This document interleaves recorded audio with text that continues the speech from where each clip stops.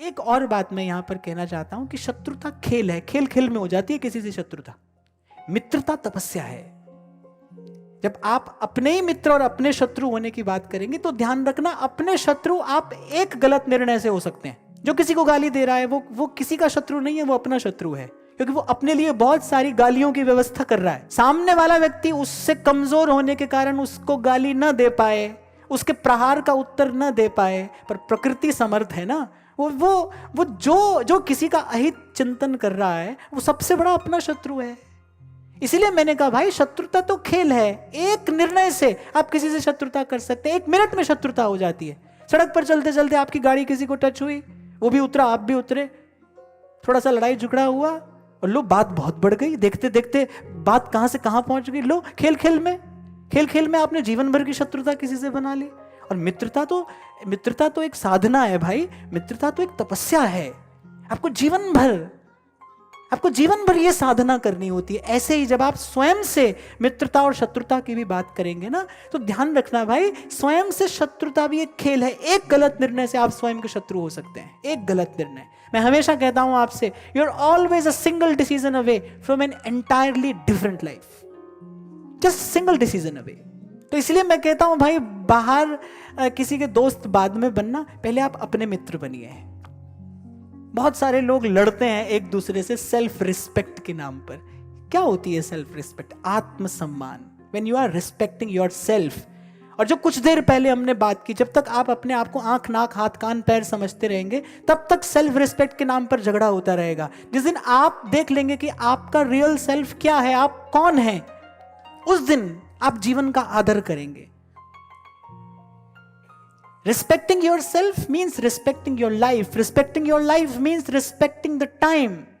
बहुत लोग लड़ते हैं, अरे किसी ने हमारा सम्मान नहीं किया। आप खुद अपना सम्मान नहीं करते, कोई आपका सम्मान कैसे करेगा?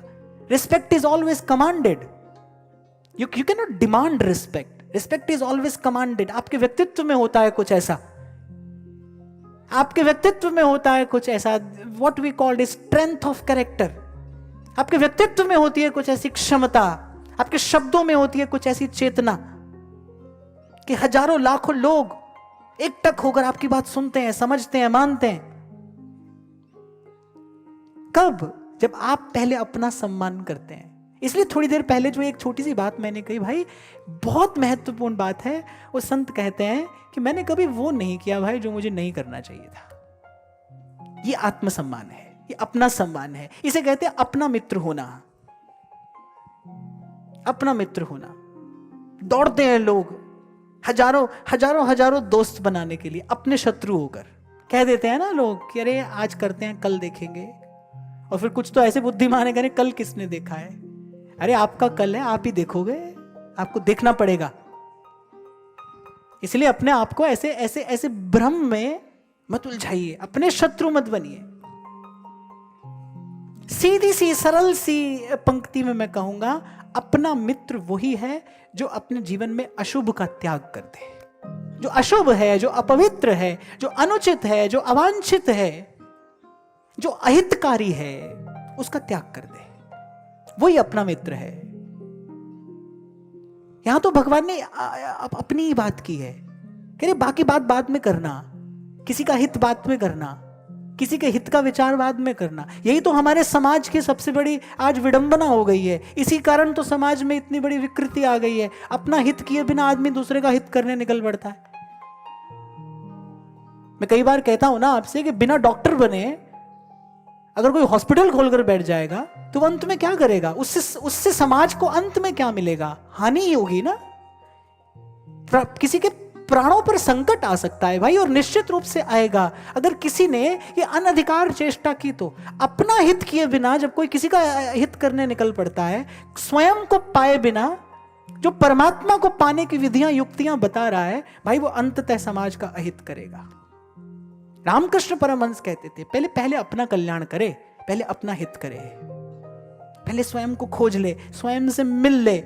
तो अपना मित्र वही है जो अपना मित्र वही है जो अशुभ का त्याग कर दे, जो अपवित्र का त्याग कर दे, जो अनुचित का त्याग कर दे। अच्छा मैं कहता हूं त्याग ना करे, पोस्टपोन तो कर ही दे।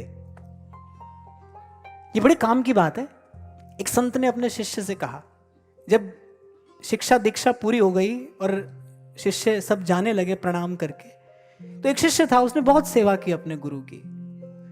तो गुरु ने उसको एक प्रसाद दिया। गुरु ने कहा बेटा मैं तुझे एक विचार देता हूं, जब भी कुछ बुरा करने का भाव मन में आए ना, जब भी कुछ बुरा करने का भाव मन में आए तो 2 घंटा रुक जाना।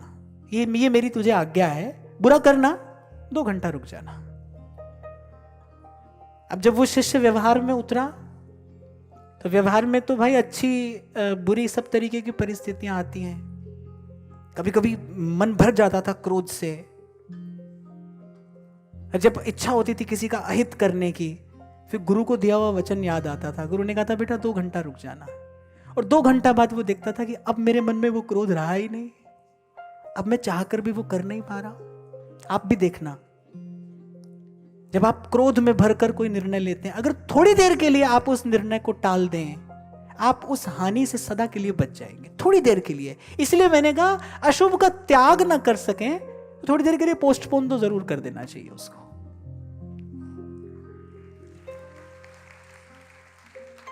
It's practically applicable for each and everyone.